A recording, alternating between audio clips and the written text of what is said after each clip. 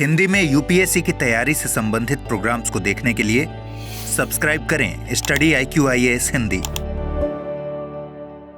वीर तुम बड़े चलो, धीर तुम बड़े चलो, सामने पहाड़ हो, सिंह की दहाड़ हो, तुम निडर डरो नहीं, तुम निडर डटो वहीं, वीर तुम बड़े चलो, धीर तुम बड़े चलो।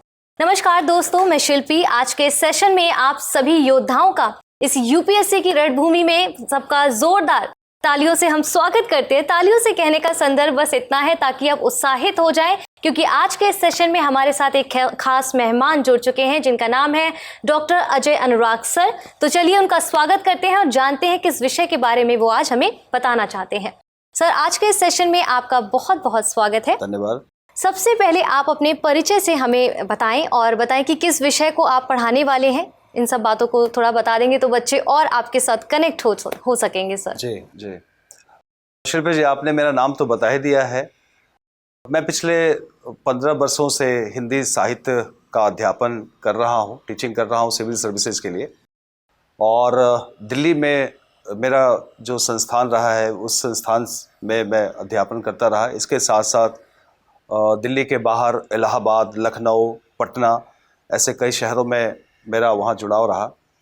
और इस 15-17 वर्षों की जो यात्रा है इसमें बहुत सारे बच्चों ने हिंदी साहित्य से रिज़ल्ट दिए हैं जो अलग अलग सेवाओं में आज कार्यरत हैं। और मुझे इस बात की बेहद खुशी है कि हिंदी साहित्य से इतने रिज़ल्ट हुए हैं। तो ये एक संक्षिप्त परिचय है मेरा। जी बिल्कुल। जी सर, जैसे हिंदी साहित्य की हम बात कर रहे हैं तो एज अ ऑप्शनल अगर हम इसे चुने तो इसका क्या महत्व है और कह सकते हैं कि इसके एडवांटेज क्या हो सकते हैं, क्योंकि बहुत से बच्चों के मन में एक व्याकुलता होती है कि हम इस विषय को ले रहे हैं तो इसके विषय में हमें थोड़ा और चीज़ें पता हो, इसका इम्पोर्टेंस पता हो। तो हिंदी लिटरेचर लेने के लिए क्या लेना जो हम चाह रहे हैं उसका एडवांटेज क्या है सर? जब भी स्टूडेंट मेन एग्ज़ाम के बारे में सोचता है तो उसके सामने बड़ी समस्या यही होती है, क्योंकि जो जितने भी वैकल्पिक विषय ऑप्शनल सब्जेक्ट्स यूपीएससी में लगे हुए हैं उसमें सबके अपने अपने कुछ एडवांटेज और डिसएडवांटेज हैं। तो किसी भी कैंडिडेट के लिए बड़ा मुश्किल होता है कि किस विषय को ऑप्ट किया जाए। जहाँ तक हिंदी साहित्य का प्रश्न है तो हिंदी साहित्य एक ऐसा विषय है जो हम सब लोग उससे जुड़े हुए हैं और इसको भले ही हम विषय के रूप में पढ़ते हैं, लेकिन अगर सही मायने में देखा जाए तो ये विषय जैसा नहीं है, बल्कि हमारे जो दैनिक जीवन के जो मामले हैं उससे जुड़ा हुआ है। हमारे जीवन का ये विषय है। हम सब लोग इस बात से सहमत हैं और हम सब लोग साहित्य के विभिन्न विधाओं में रुचि रखते हैं, चाहे कविता पढ़ते हों, चाहे गज़लें पढ़ते हों, कहानी, उपन्यास, नाटक, सिनेमा, ये साहित्य की जितनी विधाएं हैं इन सब से हम सब लोग जुड़े हुए हैं। तो साहित्य से एक हमारा रोज़ का परिचय है। और आप जानती हैं कि साहित्य को समाज का दर्पण कहते हैं। तो यदि हम समाज में रहते हैं और समाज से हम जुड़े हैं तो साहित्य से भी हम जुड़े हुए हैं। तो ये एक ऐसा कोई विषय नहीं है। इस विषय को पढ़ने का मतलब है कि हम अपने जीवन के अनुभवों से गुजरते हैं, तो पढ़ते हुए बड़ा रुचिकर है, अच्छा लगता है। ऐसा नहीं लगता कि हम यूपीएससी के लिए पढ़ रहे हैं। और जितने इसमें जो सिलेबस में जो रचनाएं लगाई गई हैं वो भी यूपीएससी को ध्यान में रखकर तो लिखी नहीं गई। जितने रचनाकारों की रचनाएं हैं वो सब आम पाठकों के लिए हैं। तो इसको पढ़ते हुए आपको ये नहीं लगता कि आप सिलेबस की तैयारी कर रही हैं, बल्कि ऐसा लगता है कि हम अपने जीवन को समझ रहे हैं, जीवन समाज से रूबरू हो रहे हैं और आपका पाठ्यक्रम सिलेबस में तैयार हो जाता है। उसके अलावा इसका एडवांटेज ये है कि काफ़ी स्कोरिंग सब्जेक्ट है, अपनी ज़बान अपनी भाषा का ये विषय है, तो हम सब लोग बड़े आसानी से समझ भी जाते हैं। और एक बार यदि आपको स्टोरी याद है किसी भी चीज़ की तो आप उसके आधार पर अपने उत्तर लिख देते हैं। तो बहुत रटने वाला, बहुत सैद्धांतिक पक्ष इसमें नहीं है, बल्कि एक व्यवहारिक विषय है जिसको आप एक बार अच्छे तरीके से पढ़ लेते हैं तो फिर बहुत अच्छा लिखते हैं और इसमें स्कोर भी आप अच्छा कर सकते हैं। बिल्कुल सर, आपने बिल्कुल सही कहा कि कोई ये विषय के रूप में इसको ना समझे, क्योंकि लाइफ टाइम हम देखते हैं वो सारी चीज़ें जो हमारे इर्द गिर्द हो रही, वही कहीं ना कहीं वही कहानियाँ हम उस पर किताबों में पढ़ रहे हैं। तो सर, जैसे ये विषय अगर मैं कहूँ तो ये विषय कौन बच्चे हैं जो चुन सकते हैं? क्या कोई ऐसा स्पेसिफिक होता है कि आर्ट स्ट्रीम के ही बच्चे ले सकते हैं, साइंस स्ट्रीम के नहीं, या ऐसा कुछ क्या विडंबनाएं या हम कह सकते हैं ऐसे कोई थॉट प्रोसेस है क्या इस चीज़ को लेकर कि कौन बच्चे हैं जो इस विषय को चुन सकते हैं? यूपीएससी में तो ये सबके लिए उपलब्ध है, कोई भी इस विषय का चयन कर सकता है। लेकिन हाँ, आपने जो सवाल किया है ये कई लोगों के मन में होता है। वो समझते हैं कि जो आर्ट्स बैकग्राउंड के हैं, ह्यूमैनिटीज़ बैकग्राउंड के हैं, वो रख सकते हैं, साइंस वाले नहीं रख सकते। या फिर कुछ लोगों को लगता है कि जिनका हिंदी बैकग्राउंड रहा, जिन्होंने अपने एकेडमिक में हिंदी पढ़ा है, केवल वही रख सकते हैं और लोग नॉन हिंदी वाले नहीं रख सकते। जबकि ये विषय कोई भी रख सकता है, सबके लिए इक्वली आसान है। क्योंकि अगर हम साइंस के स्टूडेंट्स की बात करें जिनका हिंदी से, साहित्य से संबंध नहीं रहता, लेकिन वो भी कुछ ना कुछ पढ़ते हैं। कविता, शायरी आजकल हर लोग पसंद करता है, सिनेमा भी साहित्य का ही एक रूप है। तो ऐसा मुश्किल नहीं है। इवन कि इंग्लिश मीडियम के स्टूडेंट भी रखते हैं। और इस विषय में एक लाभ ये मिल जाता है कि इस विषय में जो भी स्टूडेंट लिखेंगे मेन एग्ज़ाम, वो सभी लोग हिंदी में ही लिखेंगे। जो दूसरे विषय हैं उसमें हिंदी मीडियम और इंग्लिश मीडियम दोनों के स्टूडेंट होते हैं। यहाँ सबको हिंदी में लिखना है, तो इसमें थोड़ा कंपटीशन का लेवल भी थोड़ा कम हो जाता है। तो इस विषय में कोई बैरियर नहीं है कि केवल हिंदी के लिए या इंग्लिश के लिए, बल्कि जैसा कि मैंने पहले कहा, ये ऐसा रुचिकर विषय है कि कोई भी इसे पढ़ सकता है और कोई भी इसे समझ सकता है। इसके लिए किसी पृष्ठभूमि की ज़रूरत नहीं है कि कोई आपका बैकग्राउंड होना चाहिए। कोई भी इसे पढ़ के समझ सकता है। और यही वजह है, मैं देखता हूँ मेरी क्लास में ऐसे बीटेक, इंजीनियरिंग बैकग्राउंड के लोग, दूसरे बैकग्राउंड के लोग आए हुए हैं और क्लास में वो पढ़ते हैं और अच्छा रिजल्ट भी करते हैं। बिल्कुल। तो इसलिए इसमें कोई ऐसी बाध्यता नहीं है, कोई भी इस विषय का चयन कर सकता है। हाँ, मतलब ये नहीं कि कोई हिंदी मीडियम का तो वही ऐसा करेगा या इंग्लिश मीडियम का, ये जस्ट सब्जेक्ट की तरह इसको लेते हैं, चाहे किसी भी बैकग्राउंड से, किसी भी बैकग्राउंड से। सर, जैसे इस सब्जेक्ट को तैयार करने के लिए कहने में ये सिलेबस बहुत छोटा होता है, लेकिन जैसे इसके दोहे, ठीक है, इसकी जो पंक्तियाँ होती है, उपन्यास होते हैं, कविताएं होती है, गद्य साहित्य की अगर हम बात करें, तो कैसे इसको सही तरीके से हम समझें और क्या इसके हम स्पेसिफिक लाइंस के नोट्स बनाएं ताकि मेंस एग्जाम में जब एग्जामिनेशन हॉल में बैठे हो तो हमारे लिए मददगार साबित हो। क्या तरीका हो उसको समझने का, पढ़ने का? कविताओं को पढ़ने का एक तरीका है, गद्य को भी पढ़ने का एक अलग उसका ढंग है। कविताओं को पढ़ते समय हमें 2-3 बातों का ध्यान रखना चाहिए। मसलन ये कि पहले एक रीडिंग डालें और उसके मीनिंग को समझें, उसके आशय को समझें कि कविता में क्या कहा गया है। कवि लिखता है तो उसका एक उद्देश्य भी होता है, कवि की अपनी पृष्ठभूमि भी होती है, कवि किसी न किसी बैकग्राउंड या किसी आंदोलन से जुड़ा हुआ है। साहित्य में अलग अलग दौर में अलग अलग आंदोलन भी चले। आपने नाम सुना होगा, छायावाद, प्रगतिवाद, प्रयोगवाद, नई कविता, अकविता, जनवादी कविता, ये सब काव्य के आंदोलन है। तो जब हम कविता को पढ़ने जाएं तो सबसे पहले ये करें कि हम कवि को समझें, उसकी पृष्ठभूमि को समझें और किन उद्देश्यों को लेकर ये कविता लिखी गई है। दूसरी बात एक जो आपने कही वो ठीक है कि बहुत सारे लोग समझते हैं, स्टूडेंट समझते हैं कि शायद इसमें ढेर सारी कविताएं हमें रटनी पड़ेगी और ये बड़ा मुश्किल काम है। लेकिन यहाँ कविता रटने की बिल्कुल ज़रूरत नहीं है, क्योंकि जो प्रश्न पूछे जाते हैं वो 2 तरह के प्रश्न होते हैं। सेकंड पेपर में जहाँ ये कविताएं लगाई गई हैं, 12 कवियों की रचनाएं हमें पढ़नी है सिलेबस में। वहाँ एक तो कविता की पंक्तियाँ हमारे क्वेश्चन पेपर में प्रिंट होती हैं, उसकी व्याख्या करनी होती है, जैसे हम स्कूल के दिनों में करते थे। तो कविता की पंक्तियाँ वहाँ रहेंगी, हमें उसकी व्याख्या करनी है। दूसरा, उस पर आलोचनात्मक प्रश्न पूछे जाएंगे। उन प्रश्नों के उत्तर देते समय हमें बीच बीच में कुछ पंक्तियाँ कोट करने की जरूरत पड़ती है। तो वो जब हम कविता पढ़ रहे होते हैं, रुचिकर तरीके से पढ़ रहे होते हैं, तो कुछ पंक्तियाँ हमें याद हो जाती हैं। और एक प्रश्न के उत्तर में हमें 1-2 पंक्तियाँ ही देनी है, ऐसा नहीं कि 10-12 उसके पंक्तियाँ देनी है, हमें बहुत कम ही उसमें प्रयोग। तो ये चीज़ें पढ़ने के क्रम में याद हो जाती हैं। इसका फिर एक उपाय ये भी हो सकता है कि एक हम डायरी बना लें, एक नोटबुक बना लें और हर एक कविता की जो महत्वपूर्ण पंक्तियाँ हैं, जो उस कविता का चर्चित हिस्सा है या जिसका हम लोग बार बार उसका कोट करते हैं, उल्लेख करते हैं, उनको एक अलग हम लिख सकते हैं नोटबुक में और उसे देखते रहें। कई सारी चीज़ें याद हो जाएंगी और एग्ज़ाम में हम उसका उपयोग कर सकते हैं। इसी तरीके से गद्य वाले हिस्से में भी कहानी, उपन्यास, नाटक, निबंध जो है, वहाँ भी जो पंक्तियाँ महत्वपूर्ण हैं उनको एक डायरी में, नोटबुक में लिख लिया, बार बार उसका थोड़ा देखते रहे और उसको हम उसमें कोट कर सकते हैं। क्योंकि जब हम पंक्तियों को कोट करते हैं तो इससे हमारा उत्तर प्रमाणिक हो जाता है ना। जैसे अगर हम कहते हैं कि कबीर जो हैं वो गुरु की महिमा का बखान करते हैं, उनकी रचनाओं में गुरु को सर्वाधिक महत्व मिला है। तो वहाँ एक पंक्ति हमने डाल दी कि वो कहते हैं, गुरु गोविंद दो खड़े काके लागू पाए, बलिहारी गुरु आपने गोविंद दियो बताए। तो इससे बात हमारी प्रमाणिक हो गई कि हाँ, कबीर ने गुरु की महिमा का बखान किया है। तो इसलिए कविता की पंक्तियां कुछ नोट करके रखनी चाहिए। बहुत रटने की यहाँ जरूरत नहीं है कि ढेर सारी पंक्तियां आपको रटने की जरूरत पड़ेगी, ऐसा नहीं।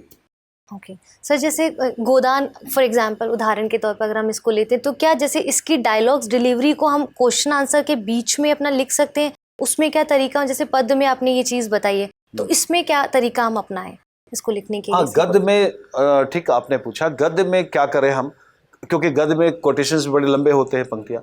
तो गद्य में जहाँ छोटी छोटी पंक्तियाँ हैं वो तो हम इस्तेमाल कर सकते हैं, उसका सीधे सीधे हम वहाँ करें।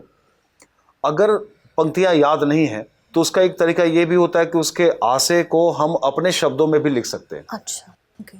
और कोशिश करनी चाहिए कि उत्तर लिखते समय, ये एक अच्छा उत्तर माना जाता है कि जब हम प्रश्नोत्तर कर रहे हैं तो उसमें उन पंक्तियों की लैंग्वेज को, उसकी भाषा का इस्तेमाल करते हुए हम अपनी बात कह सकते हैं। तो पूरी बात याद नहीं है तो भी हम उसी तरीके से अपनी बात कहें, उसकी जो जो बातें याद आ रही है उसी तरीके से हम अपनी बात कहें तो हमारा उत्तर भी अच्छा हो जाएगा और एग्जामिनर को लगेगा कि आपने रचना पढ़ी है, रचना को ठीक से आपने जाना है, उसके सार को समझते हैं, उसके सार को आप समझते हैं। बिल्कुल, तो ऐसा हम लोग कर सकते हैं गद्य में। जैसे हम इसके इम्पोर्टेंस की बात हमने सबसे पहले की थी, तो मान लीजिए कोई एक बच्चा है जो अभी 12th करके आया है या एकेडमिक ग्रेजुएशन कंप्लीट किया है, तो सबसे पहले क्या पहल होनी चाहिए इस हिंदी लिटरेचर को समझने के लिए कि चलो हमको हिंदी लिटरेचर लेना है?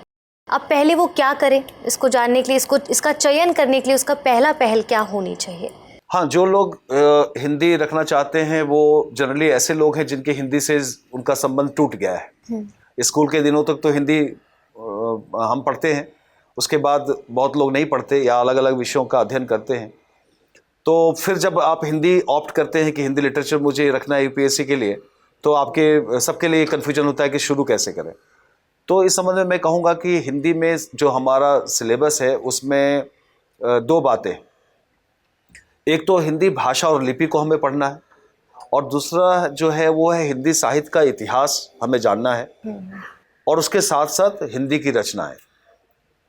तो भाषा वाले सेक्शन को थोड़ा सा, उसके लिए आप कोई हिंदी की व्याकरण की पुस्तक पढ़ लें। वैसे व्याकरण यहाँ बहुत नहीं आना है, लेकिन कोई हिंदी भाषा को लेकर एक बुक पढ़ लें कि हिंदी भाषा कैसे आई, हिंदी भाषा की जो पूर्ववर्ती भाषाएं हैं संस्कृत से लेकर आगे तक। वैसे वो सिलेबस में नहीं है, सिलेबस में हिंदी के पहले की दो भाषाओं को पढ़ना है, अपभ्रंश और अवहट, ये दो भाषाएं। लेकिन थोड़ा एक बार रीडिंग डाल लिया। साहित्य के इतिहास के लिए एक बहुत अच्छी बुक आती है एनसीईआरटी की, हिंदी साहित्य का संक्षिप्त इतिहास, डॉक्टर विश्वनाथ त्रिपाठी की। वो बुक लेकर पढ़ लिया, पतली सी है, उसमें पूरे हिंदी साहित्य के इतिहास को बड़ा ब्रीफ में और बड़े अच्छे से समझाया गया है।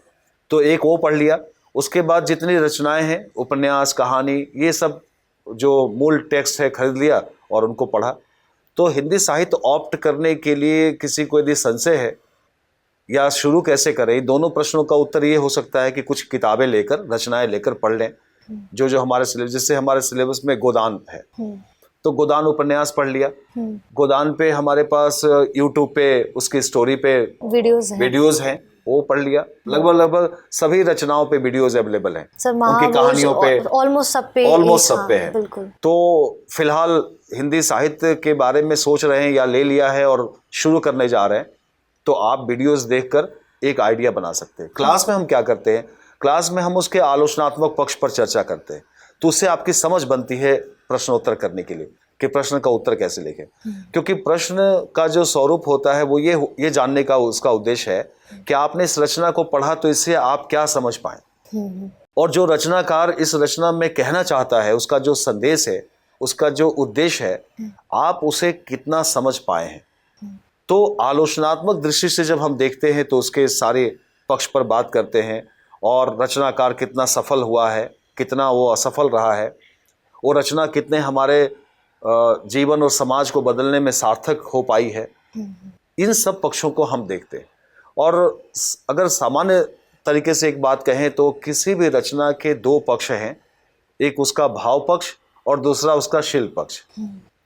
भाव पक्ष में अगर उसकी स्टोरी है, कथ्य है, तो शिल्प पक्ष में कैसे लिखा गया उसका जो स्ट्रक्चर है वो हम पढ़ते हैं कि उसकी भाषा कैसी है, उसका काव्य रूप कैसा है।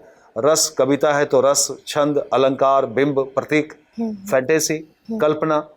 तो इन चीज़ों को जान लिया तो किसी भी रचना को पढ़ने का तरीका हम जान सकते हैं। ये ठीक वैसे ही है जैसे हम मूवी देखने जाते हैं तो मूवी हम ऐसे देखते हैं, लेकिन अगर मूवी की थोड़ी हमें समझ अगर रहे कि उसमें पिक्चराइजेशन क्या है, सिनेमेटोग्राफी क्या है, उसमें गाने जो होते हैं, स्क्रिप्ट राइटिंग क्या है ना, डायलॉग डिलीवरी और डायलॉग राइटिंग क्या है, ये अगर कुछ बुनियादी बातें अगर हम जानते हैं तो मूवी देखने में हमारी समझ बढ़ जाती है। हम उसे और अच्छे तरीके से उसका आनंद भी लेते हैं और उस पर चर्चा भी कर पाते हैं। तो ठीक वैसे ही थोड़े साहित्य के कुछ चीज़ों को जान लिया कि भाव पक्ष, शिल्प पक्ष, क्या उसका उद्देश्य है, क्या लिखा है, तो फिर हमारी उसमें रुचि बन जाती है। बिल्कुल, वीडियोस जो यूट्यूब पे पढ़ी उससे आप चीज़ों को जान लेंगे, पर समझने के लिए एज अ यूपीएससी एस्पिरेंट आपको क्लास की ज़रूरत है, और क्लास के लिए आपके लिए यहाँ पर सर उपस्थित है।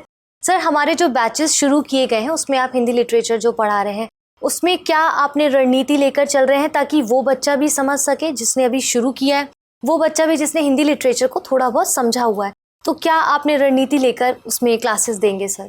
जो मैं क्लास शुरू करता हूं तो उसमें शुरू में मैं एक बेसिक समझ वाली क्लास चलाता हूं हफ्ते भर की, और उसमें मैं इन्हीं विषयों की चर्चा करता हूं कि साहित्य क्या है, साहित्य का उद्देश्य क्या है, साहित्य का विभिन्न क्षेत्रों से क्या संबंध है, समाज, राजनीति, हमारे जीवन के अलग अलग पहलू, और साहित्य पढ़ने के लिए किन बातों का ध्यान रखें, जैसे भाषा हमारी कैसी हो, वर्तनी वगैरह को देखें हम, थोड़े व्याकरण की समझ।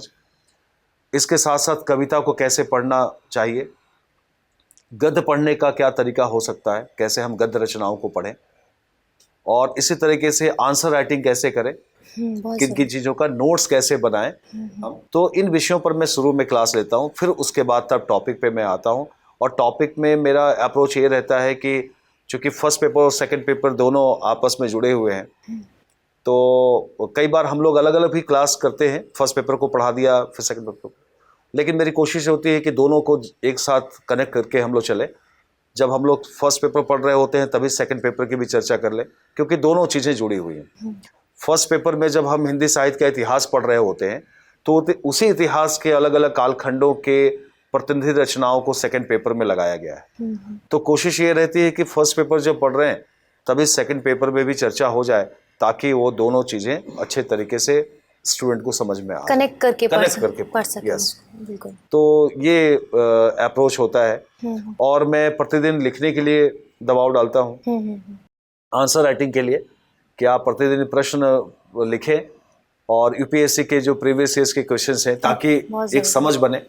तो क्लास हम पढ़ते भी रहते हैं और प्रीवियस ईयर्स के क्वेश्चंस भी लिखते हैं, ताकि समझ में आ जाए कि जो हम पढ़ रहे हैं वो सही डायरेक्शन में पढ़ रहे हैं। और एक बात मैं आपको और बताऊं कि हिंदी में जो प्रीवियस ईयर्स के क्वेश्चंस अगर आप देखें तो कमोबेश वही क्वेश्चंस बार बार घूम के आते हैं। इसमें कुछ नया नहीं होता। जैसे मान लीजिए कि प्रेमचंद का गोदान है, तो गोदान पे कुछ उसके पक्ष हैं अलग अलग, उन्हीं पक्षों पे सवाल बनते हैं, उसमें बहुत नया की कोई गुंजाइश नहीं बनती, बल्कि कई सारे प्रश्न तो इतनी बार उनकी पुनरावृत्ति हुई है कि आपको लगेगा कि उनको बस पढ़ के जाना है और एग्जाम में लिखना है। तो इस सब्जेक्ट का ये एक बड़ा अच्छा पहलू है कि आप हर टॉपिक पे कुछ हर रचना पे कुछ टॉपिक तैयार कर लें और आराम से जाएं, आपको एग्जाम में मिलना ही मिलना है। थोड़ा अगर कोई घुमाकर भी कोई प्रश्न पूछा गया तो आपने जो पढ़ा है उससे बहुत अच्छे से आप लिख सकते हैं, कहीं कोई मतलब फंसने वाली स्थिति इस विषय में नहीं आती। यही वजह है कि इसमें कंसिस्टेंसी बनी रहती है और लोगों के मार्क्स बड़े अच्छे आते हैं, ये इसका लाभ मिलता है। बिल्कुल बिल्कुल सर। लेकिन सही रणनीति की जैसे हमने बात की है सर, जैसे कुछ बच्चे होते हैं कि मान लीजिए उनका पीटी हो गया, तो कुछ की रणनीति होती है चलो पीटी के बाद हम पढ़ना शुरू करेंगे, थोड़ी तैयारी तब शुरू करेंगे। तो क्या ये संभव है पीटी और मेंस के दौरान जो समय होता है सिर्फ मात्र उस समय काल में इस विषय को तैयार किया जा सकता है? नहीं, ये तो बिल्कुल तैयार नहीं हो सकता, बल्कि हिंदी साहित्य के विषय में ये बात लागू नहीं होती। किसी भी वैकल्पिक विषय को आप प्रीलिम्स के बाद और मेन के बीच का जो समय होता है उसमें आप तैयार नहीं कर सकते। और आपका ये कहना ठीक है कि अमूमन बच्चे इसे नज़रअंदाज करते हैं और ठीक ढंग से रणनीति नहीं बनाते। वो पहले प्रीलिम्स पर ही फोकस करते हैं और जब प्रीलिम्स हो जाता है तो अचानक फिर उनको ध्यान में आता है कि कौन सा वैकल्पिक विषय ऑप्ट करना है, तो जल्दीबाजी में जो जिसने कह दिया रख लिया। मैं कहूँगा कि ये रणनीति बहुत गड़बड़ है, और इसकी वजह से क्या होता है कि जो हमें अटेम्प्ट्स मिलते हैं, अवसर मिलते हैं, हम उसे गंवा देते हैं।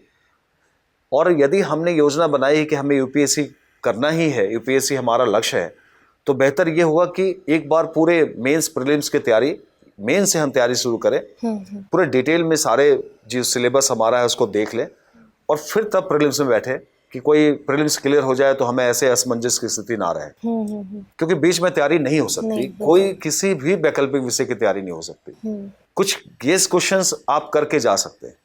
कुछ लोग ऐसा भी कहते हैं कि हमने कुछ 10, 20, 50 क्वेश्चंस पढ़ लिए और मेरा हो गया। ठीक है, उनके पढ़े हुए उसमें आ सकते हैं, लेकिन कोई जरूरी नहीं कि सबके साथ ये बात लागू हो। बिल्कुल। इसलिए मैं कहूँगा ऐसा जोखिम ना लें और पहले से इसकी तैयारी कर लें। सर, जैसे इसमें हमने बीच में भी एक बात की थी कि दोहे और ये सब चीज़ें कैसे याद करें। सर, कोई ट्रिक्स हो सकता है? क्योंकि हम अपने समय पे क्या करते थे कि ग्रुप बना के, जैसे कहत नटत रिजत खिजत, तो दोस्त आपस में इस तरह से कॉन्वर्सेशन करके चीज़ें समझते थे। तो क्या ये सही तरीका है, ऐसे ग्रुप में बना के ट्रिक्स हम क्रिएट करें, या आपस में कुछ कहानियों को सुनाकर हम इसको याद कर सकें? क्योंकि कुछ चीज़ें जैसे बोझल, जैसे एक समय पे महाभोज जब मैं पढ़ती थी तो एक समय के बाद थोड़ा लगता था अब समझ नहीं आ रहा, अब समझ नहीं आ रहा। तो जब साथ में जब पढ़ते तो चीज़ें और बेहतर तरीके से समझ आती। तो क्या ये सही तरीका है समझने का? बिल्कुल, समझने का यही बेहतर तरीका है, क्योंकि कविताओं को याद करने का या गद्य की स्टोरी को याद करने का कोई इसमें शॉर्टकट नहीं है। हाँ, ये हो सकता है कि पढ़ने की बजाय हम अगर उसके वीडियोस देखते हैं तो शायद हमारे दिमाग में रहे, क्योंकि देखा हुआ पढ़े हुए से ज़्यादा लंबे समय तक हमारे दिमाग में रहता है। तो एक तो वीडियोस अवेलेबल हैं, हम पहले के दौर में, हमारे ज़माने में तो नहीं था, हमें पढ़ना ही पड़ता था, लेकिन आजकल इतनी सुविधाएं हैं कि उसके कई फॉर्मेट आ गए हैं। बिल्कुल, ऑडियो फॉर्मेट है, वीडियो फॉर्मेट है, तो आप सुन भी सकते हैं। अगर पढ़ने का वक्त नहीं है, समय नहीं है, तो आप आराम से घूमते घूमते, या आप जब आराम रेस्ट कर रहे हो तो तब भी ऑडियो में आप उसकी स्टोरी सुन सकते हैं। लेकिन बेहतर यही है कि ग्रुप में उसकी चर्चा करें, पंक्तियां सुनाएं। आजकल तो ऐसे भी हम लोग ग्रुप में रहते हैं तो शेरो शायरी लोग करते रहते हैं। सोशल मीडिया का सही इस्तेमाल करें। सोशल मीडिया का इस्तेमाल करें, कुछ पंक्तियां उस पर लिखा करें। हाँ। तो इसी बहाने वो याद भी हो जाएंगी। और गद्य वाले में है कि गद्य वाले में चर्चा करें कि मान लीजिए कि हम लोग गोदान की बात कर रहे हैं, आपने महाभोज की बात की, तो महाभोज की मूल समस्या क्या है, मनु भंडारी महाभोज में क्या कहना चाहती है, और महाभोज क्या हमारे आज की राजनीति का पर्दाफाश करता है। बिल्कुल। और महाभोज की जो कहानी है वो किस तरीके से हमारे वर्तमान राजनीति की जो वास्तविकता है उसको दिखाती है। इस तरह की जो समस्या है उसका क्या समाधान हो सकता है ना। तो इस कैसे वो एक नाटकीय उपन्यास है जिसमें बड़ा सिनेमाई अंदाज है, वो उस पर फिल्म बनाने, उस पर नाटक बनाए भी कि महाभोज तो नाटक के रूप में भी है। तो इस तरीके से हम अलग अलग पहलू पे बात करें। गोदान पे बात कर रहे हैं तो डिस्कशन करें कि इसे क्यों महाकाव्य कहा जाता है, किसानी जीवन का महाकाव्य कहा जाता है। इसे राष्ट्रीय उपन्यास के रूप में इसकी चर्चा होती है।